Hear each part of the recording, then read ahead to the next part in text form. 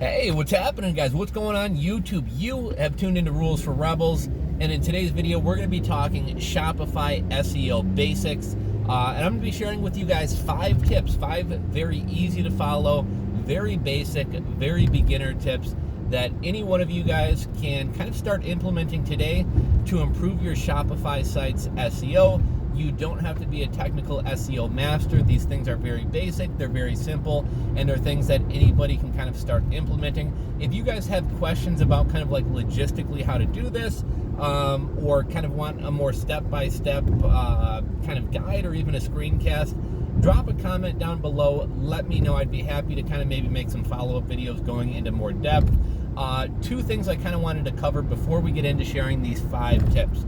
The first thing is, when it comes to SEO, there's kind of 2 sides of SEO. There's on-site SEO and there's off-site SEO. On-site SEO is things like internal linking. So is your website a chain? Does one page lead to the next page, which leads to the next page, which leads to the next page, and the chain never really ends? Things like, do you have important links in your footer? Is your navigation set up properly? Are your images sized in a format that's easy to load, so your website's not having to load all these huge pages and slowing it down, as page speed is a factor? So there's all these kind of on-site SEO tips and tactics that you can do. And then we have the off-site side of things, and this is things like guest blog posting, link building, things that you're doing kind of externally off of your website. Now, one other thing I kind of wanted to cover in terms of Shopify SEO is Shopify is somewhat limiting. Now, that can be a positive thing and it can be a negative thing. If you have the money to hire a great developer or an SEO, there's going to be some things about Shopify that are going to be somewhat limiting for you. However, for the vast majority of people who are not technical SEOs and who don't have the money to hire expensive technical SEOs or expensive developers, Shopify is actually really nice in that it's going to prevent you from screwing things up, right? So Shopify is somewhat limiting, but at the same time, for your average person who's not like super savvy with e-commerce, with SEO, with everything else, it's going to give you a good base for SEO. You're going to have a clean, well-functioning site, and you're not going to be able to screw too much stuff up. You're not going to be able to connect your domain to your hosting, wrong. You're not going to be able to completely screw up the layout of your website. So for the vast majority of people, the limitations of Shopify are actually kind of put there to kind of help you out or prevent you from doing more damage. So as far as the 5 Shopify SEO tips, number 1 thing I wanted to talk about is Shopify apps. I was at IRCE, Internet Retailers, IRC Conference and Exhibition, I think it stands for.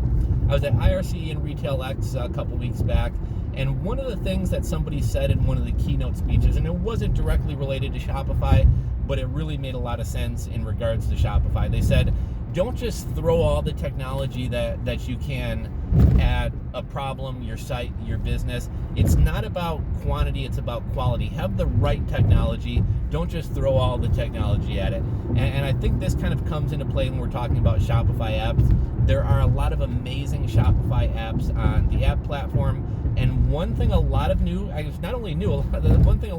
store owners, but even experienced store owners do, is they go to the App Store and they're like, oh wow, there's a lot of cool shit here, and they start downloading every app. And I'm sure you guys have been on some, if you ever go on like Reddit r/review my Shopify, or some of these sites when people are sharing their, some of these forums where people are sharing their Shopify sites, you're gonna go on some of these sites and there's like a spinning wheel to win a prize, and then there's a pop-up, give me your email, and then there's oh, don't leave, here's a 10% discount, and there's just pop-ups and shit galore popping up all over the place. There's inlays in the website. There's madness going on. And one thing you have to realize is site speed is important to SEO.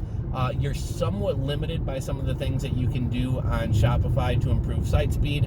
You can't go get a better host. Like when you have a Shopify site, you're using Shopify hosting. So like I said, Shopify is somewhat limiting, but the more apps you add on, the more data is having to be transmitted both ways, and it's just going to slow down your Shopify site. So be very careful about what apps you put on your Shopify site. Don't throw every app at your site just to throw it at your site, because it's going to slow down your site. And when your site is slow, it's a bad it's a bad browsing experience for your customers, and also Google doesn't like it either. So if you have apps on your Shopify site that aren't really serving any purpose, aren't converting sales, aren't bringing traffic, aren't really doing anything, it's slowing down your site and it's bringing no benefit. I talked to a gentleman from a company called ConvertCart at IRCE, and this is a company that they have like 21 different tools to improve your Shopify site. It's kind of a managed service, but one of the things that they do is they will go into your shop, or actually here's what he said. He said, and I'm sure you guys have heard this before in other contexts, but if you're not paying for a product or a service, you are the product. And right, we hear about that, like, Facebook, it's this amazing free, so it's not that amazing, I don't fucking use Facebook, but to a lot of people, Facebook is this amazing tool, it doesn't cost anything, but you are the product. Facebook is harvesting your data, you are the product.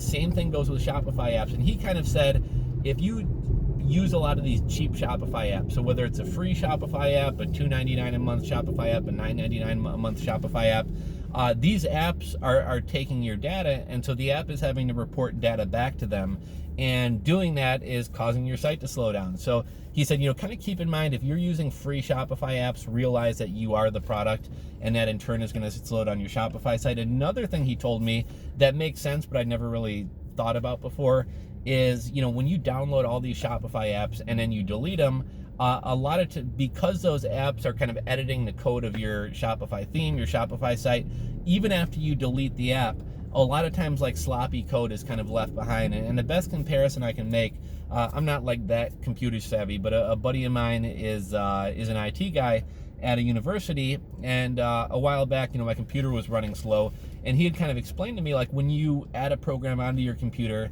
and then you just go into like Windows settings, add a remove program, and remove the program, the program is removed off your computer, but it leaves behind traces of that program in the BIOS, I believe it is, and those little scraps that are left behind kind of causes your computer to run slower. So he told me, when you're uninstalling programs, he turned me onto a program called Revo Uninstaller, and it takes like every trace that those apps have ever, or that those programs have ever been on your computer, it takes them all away. And so what this guy from ConvertCart kind of explained to me is, like, when you download these Shopify apps and then you later delete them, which a lot of people don't even delete them, that's another tip, is remove whatever Shopify apps you're not using.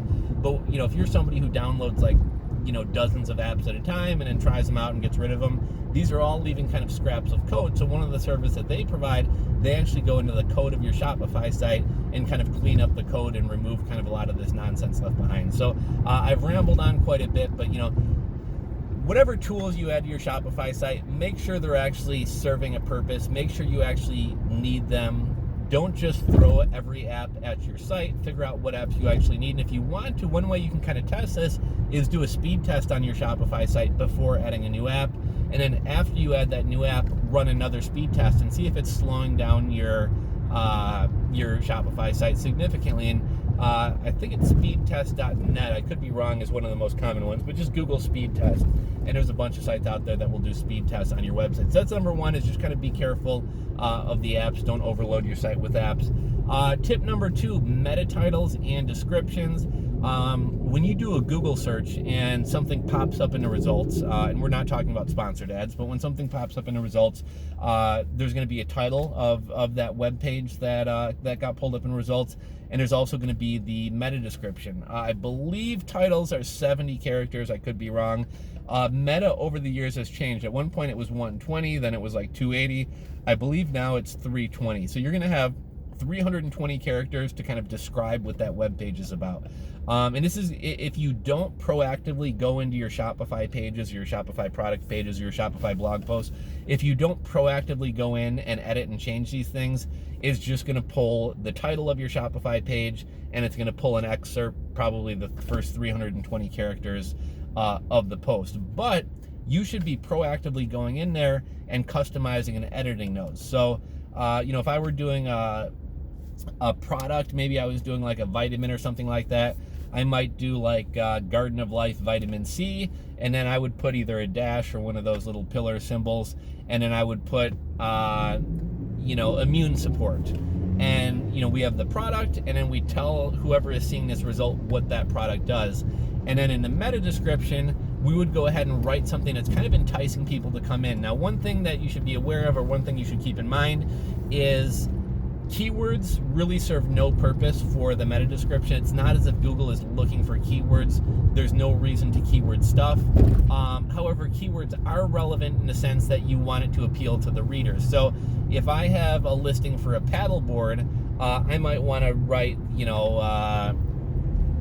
body glove, 11-foot inflatable paddleboard, and I'm not trying to stuff the keywords in there. I'm trying to get the person who is seeing this search result to know what this page is about and know if it's relevant to them. Now, one way that these meta descriptions and meta titles do affect your SEO is fairly recently, probably within the last few months or the last year, Google has started calculating click-through rate into SEO. So what that means is if I search for a paddleboard and your website's paddleboard product listing comes up and I don't click on it, and a lot of other people don't click on it, that kind of tells Google, Google kind of says, okay, we're showing people this guy's paddleboard, but nobody's clicking the link. It must not be that relevant of a result, as opposed to if you have a well-written meta title and well-written meta description, and it brings people in, Google's going to say, wow, a lot of people who see this result wind up clicking on it.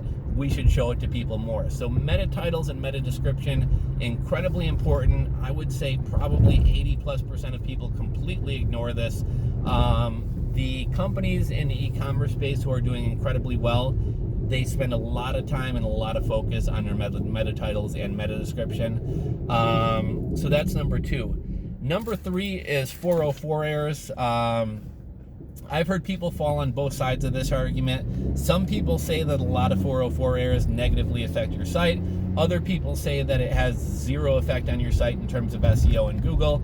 But the one thing 404 errors do is provide a poor buying experience, a poor customer experience, a poor web browsing experience. So if I search for something, I'm sure you guys have seen this. Like if you ever go to Amazon and you get that doggy page where it says, sorry, we're out or whatever, and there's a picture of like a Dalmatian, that's a 404 error. That generally means that Amazon listing has been taken down, but you were interested in that, you clicked on it, you go to Amazon expecting to see it, and there's just a dead page there. So what you want to do with 404 errors is redirect them to another page. So let's say that I have my paddleboard website and I used to sell a body glove 11-foot paddleboard, and maybe the manufacturer stopped making it, so I stopped carrying it. Well, that page is now going to be now going to result in a 404 error. So if somebody clicks on that and goes to that page expecting to see this body glove paddleboard, there's just going to be a dead page there. So what we want to do is go in and do a redirect, and we want to redirect that body glove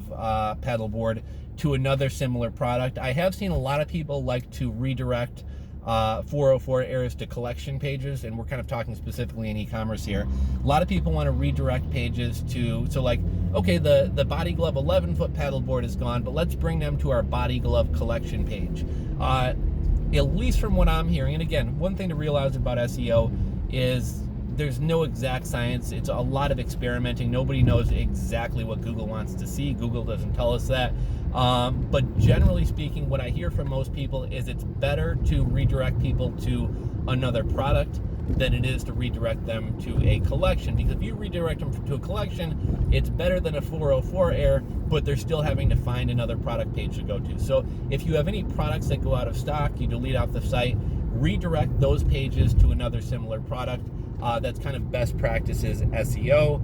So that's number 3. Number 4 is image size. Now, you don't want a bunch of huge images on your Shopify site. That's going to cause the site to load a lot more slowly. So when I find a product picture or get a product picture from a manufacturer, I bring it into Photoshop, and you don't have to do Photoshop. You can do GIMP. There's a bunch of free tools out there like resizeimage.net. But basically, I will turn, normally it's larger images because it's high resolution images.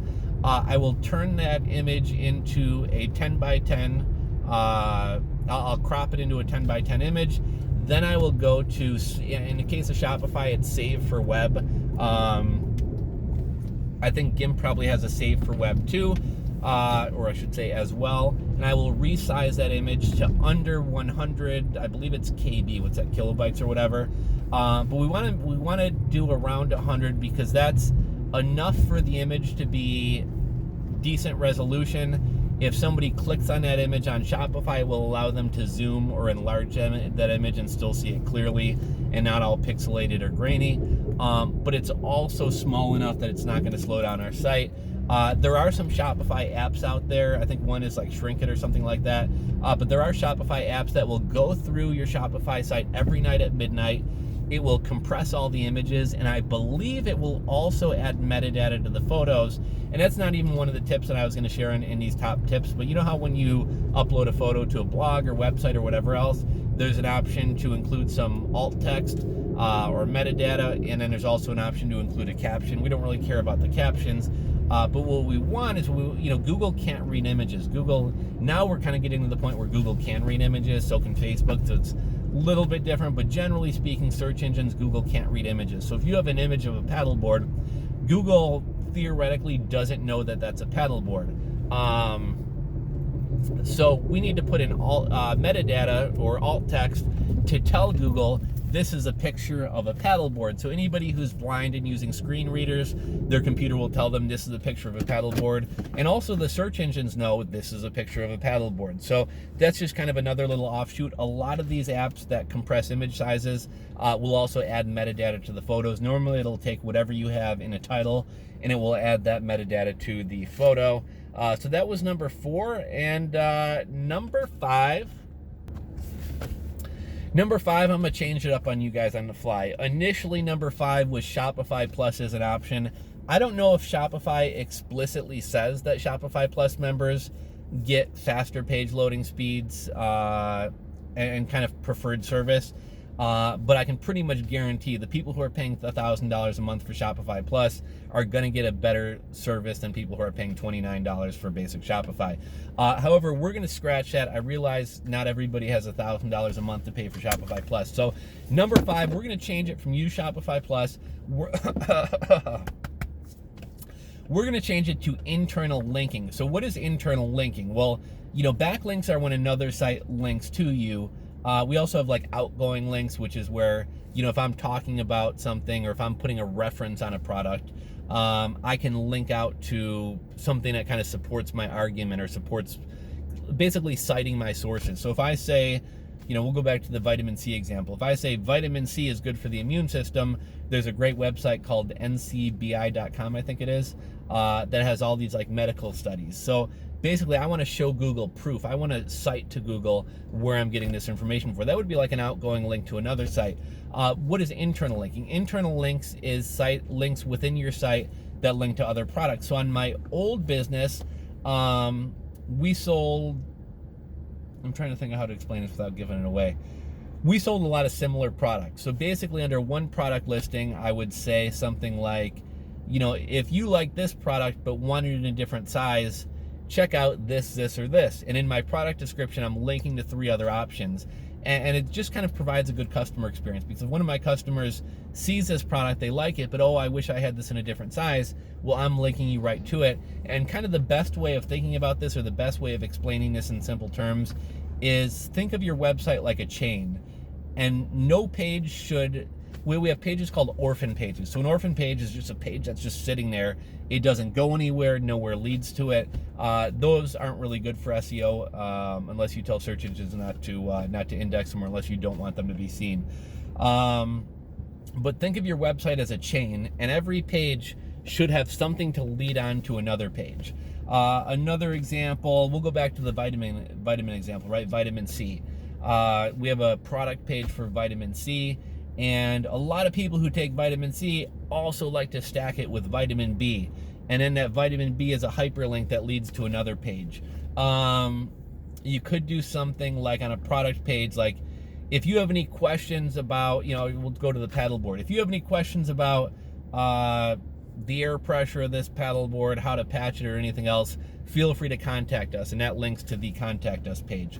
On the Contact Us page, we have the contact form, our email address, phone number. Might say something like, if you want to learn more about our company, check out our About Us page, and then the contact page leads to the About Us page. The About Us page talks about your company and your products, and if you have any further questions or if you want to partner with us, go to our contact page, get in touch with us, and that links to the contact page. Blog posts, if I'm writing a blog post about a specific product or a new product that's coming out, once that product's actually released, I can go back and edit that blog post and, hey, edit, this product that we had mentioned 3 weeks ago, it's finally been released. And then I link to that product page, which is now up on our website. So, kind of think of your website as a chain and make sure that chain keeps on going. So just to recap these 5, I know I've gone 20 minutes, I ramble.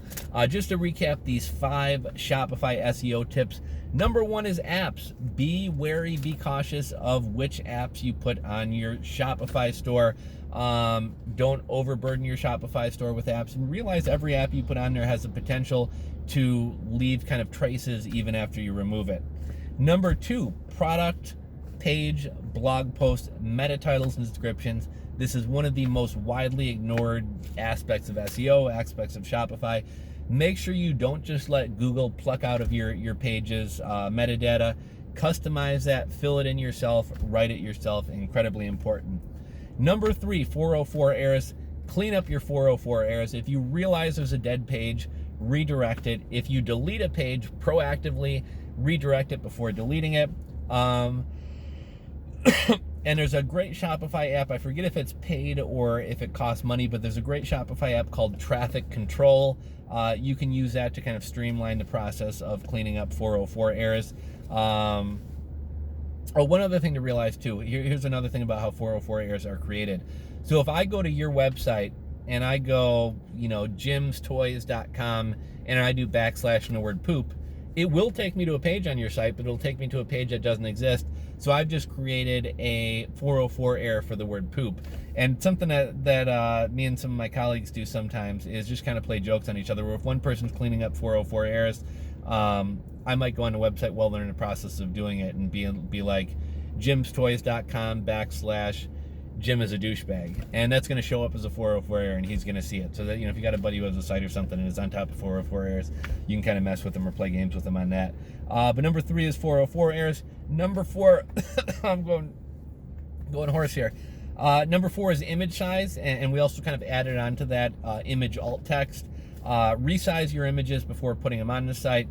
If you already have a bunch of products or a bunch of blog posts or a bunch of pages on your site and you want to clean it up, check out the Shopify App Store. There's a bunch of apps out there that will automatically go through your site every midnight and compress images.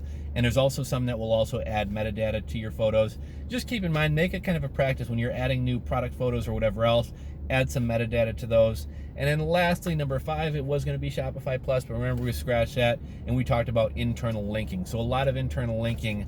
Don't go overboard, don't do it for no reason at all, but where it makes sense, do some internal linking and make sure every page leads somewhere else, that somebody never winds up on a page and is just stuck like it's a dead end. So those are the 5 Shopify SEO tips. Very simple things, very easy things. I don't really know if I have the time to kind of fuck with people and kind of work with people, but if you have an interest in working with me or kind of hiring me to do kind of an SEO audit of your site, feel free to reach out to me. I'm kind of terrible about getting back to people. I'm really kind of overloaded with stuff right now, but that's something I may be open to doing to some people in the future. But more importantly, if you want me to go into more depth on this, if you want to see examples of this, if you want to see screenshots, if you want to see logistically how to do these things, drop a comment. If there's enough interest in a certain area, I'd be happy to kind of follow up and do that as well. So if you guys enjoyed this video, do me a favor, give it a thumbs up, hit that subscribe button down below. I'm trying to get to the 100,000, guys. Help me out. But that's all I really got for you guys today. Hopefully you enjoyed the video, and I'll catch you guys tomorrow for another episode of Weird Products Daily. Catch you guys later.